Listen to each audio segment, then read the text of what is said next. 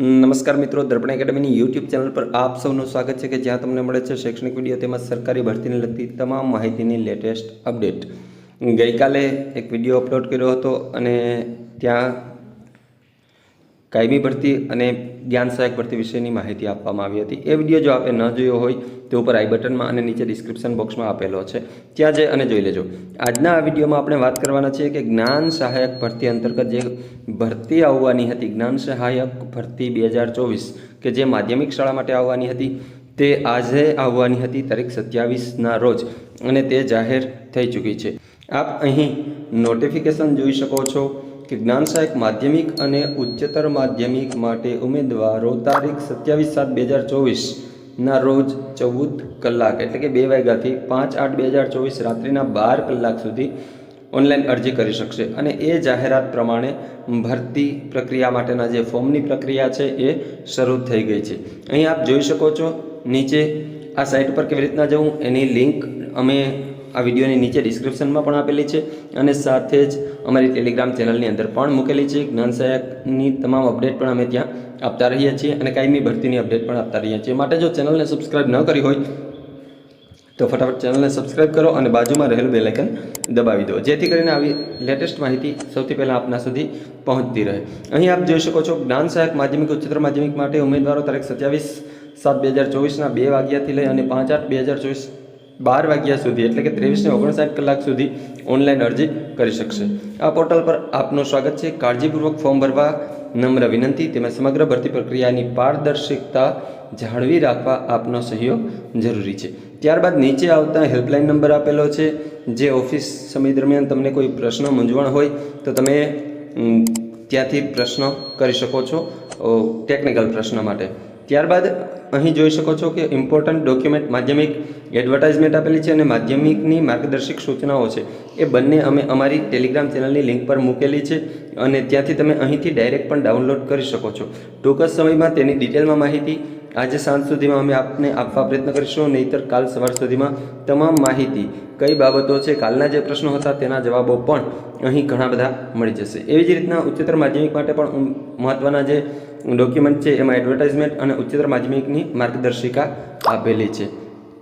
ત્યારબાદ આગળ વાત કરીએ તો જ્ઞાન સહાયક નીચે ઇમ્પોર્ટન્ટ અપડેટ આપેલી છે। જ્ઞાન સહાયક માધ્યમિક ઉચ્ચતર માધ્યમિકની જે અરજી કરવાનો સમય છે એ સમયગાળાની ફરીથી આપેલી છે અને સૌથી નીચે કેન્ડિડેટ લોગિનની અંદર જ્ઞાન સહાયક માધ્યમિકમાં ઓનલાઈન અરજી માટે અહીંથી લોગિન કરો અને બાજુમાં ટેબ આપેલો છે જ્ઞાન સહાયક ઉચ્ચતર માધ્યમિક માટે ઓનલાઈન અરજી માટે અહીંથી લોગિન કરો। ફોર્મ કેવી રીતના ભરવું તેની સંપૂર્ણ પ્રક્રિયા પણ અમે ખૂબ ઝડપથી આપના સુધી પહોંચાડશું, માટે અમારી સાથે જોડાયેલા રહો। જ્ઞાન સહાયકની જે કોઈ પણ નાની નાની બાબતો છે તમામની સમજૂતી પણ અમે ખૂબ ઝડપથી આપને આપી દઈશું।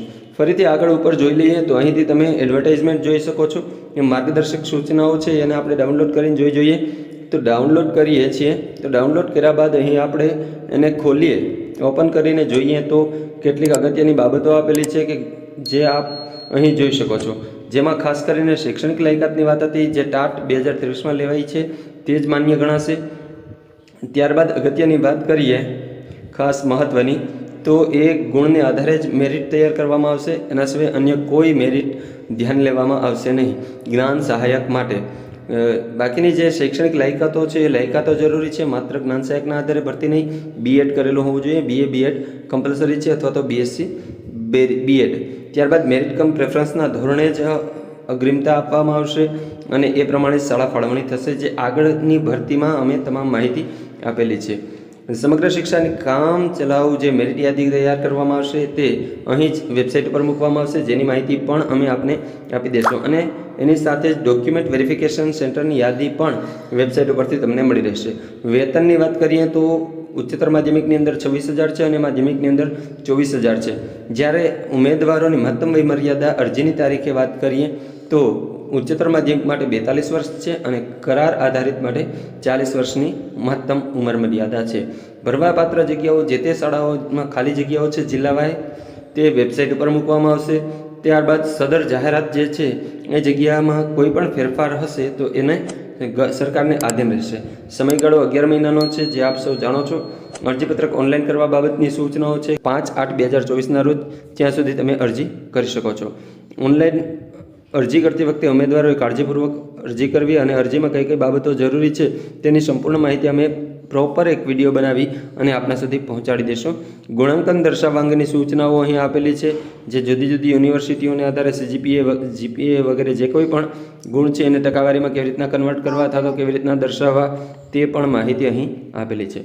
કમ્પ્યુટર જાણકારી અંગેનું પ્રમાણપત્ર 13/8ના ઠરાવ મુજબ બેઝિક નોલેજ હોવું જોઈએ. તમારે 10મા 12મામાં અથવા તો કોઈ પણ એક જગ્યાએ તમારી પાસે બેઝિક કમ્પ્યુટરનું નોલેજ પ્રાઇવેટ સંસ્થાનું પણ અહીં ચાલે છે તે તમારી પાસે હોવું જોઈએ. એ સિવાય ખાસ દસ્તાવેજોની વાત કરીએ તો અન્ય શાળામાં જ્ઞાન સહાયક તરીકે જવાનું થાય છે તે કિસ્સામાં ડોક્યુમેન્ટ વેરિફિકેશન સમયે હાલની શાળામાંથી કરાર સમાપ્તિનો પત્ર અથવા તો રાજીનામું રજૂ કરવાનું રહેશે.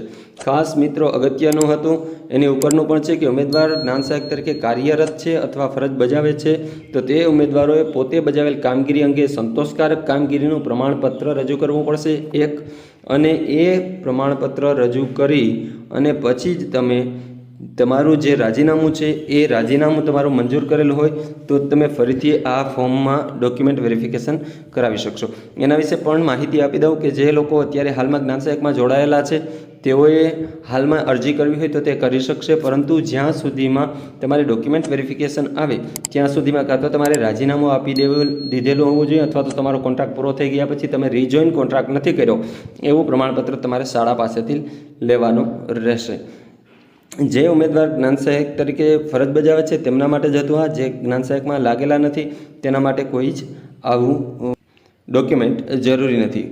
કોઈ ઉમેદવાર બનાવટી દસ્તાવેજો રજૂ કરશે કે દસ્તાવેજો સાથે ચેડા કરીને રજૂ કરશે તો તેના ઉપર ગુનો દાખલ થાય છે. માધ્યમિકમાં ખોટી અધૂરી ભૂલ ભરેલી જે કોઈ માહિતી છે એ સંપૂર્ણની જવાબદારી તમારી પોતાની રહેશે.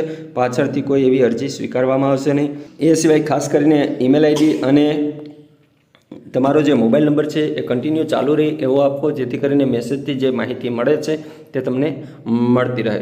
તમે જે ફોર્મ ભરો છો એ ફોર્મ કેવી રીતના ભરવું એની સંપૂર્ણ પ્રેક્ટિકલ વિડીયો સાથેની માહિતી આજે સાંજે અમે આપને આપી દઈશું. હાલ માત્ર આની જ માહિતી આપીએ છીએ. તો એ કેવી રીતના ફોર્મ ભરવું તમે મોબાઈલથી પણ ભરી શકશો અને એ ફોર્મ ભર્યા બાદ તમારી પાસે એની એક નકલ સાચવીને રાખવાની રહેશે. અન્ય યુનિવર્સિટીની બાબત છે એ લાગુ પડતો હશે એ લોકો વાંચી લેશે. આ સમગ્ર ભરતી પ્રક્રિયા બાબતે સરકારશ્રીનો જ નિર્ણય આખરી રહેશે. તો આ હતી એની જે સૂચનાઓ છે એ સૂચનાઓની વાત કરી. ફરીથી આપણે મેઇન સાઇટ ઉપર આવી જઈએ તો અહીં આ જ સૂચનાઓ ઉચ્ચતર માધ્યમિકને પણ લાગુ પડે છે. તમે જે પણ જગ્યા માટે ફોર્મ ભરવા માંગો છો એ જગ્યા ઉપર ક્લિક કરો. ક્લિક કરતાની સાથે જ નવું પોપઅપ આવશે અને ત્યાં તમારે ટાટનો seat number, date of birth, TAT exam year, password અને કેપ્ચા એટલું નાખી અને તમે લોગિન થઈ શકશો. અહીં ન્યૂ યુઝર હોય તો એમણે ન્યૂ યુઝર તરીકે ક્લિક કરવાનું રહેશે અને રજિસ્ટ્રેશન લિંક કરી અને રજિસ્ટર કરવાનું રહેશે. જ્યારે આગળ ફોર્મ ભરેલું હોય તો ફોરગોટ પાસવર્ડ કરી અને ફરીથી તમે ક્લિક કરશો એટલે તમારા મોબાઈલના માધ્યમથી મેસેજ આવી જશે અને તમે કન્ટિન્યુ ફોર્મ ભરી શકશો. એના વિશેની સંપૂર્ણ માહિતી ડિટેલમાં નેક્સ્ટ વિડીયોમાં અમે આપીશું.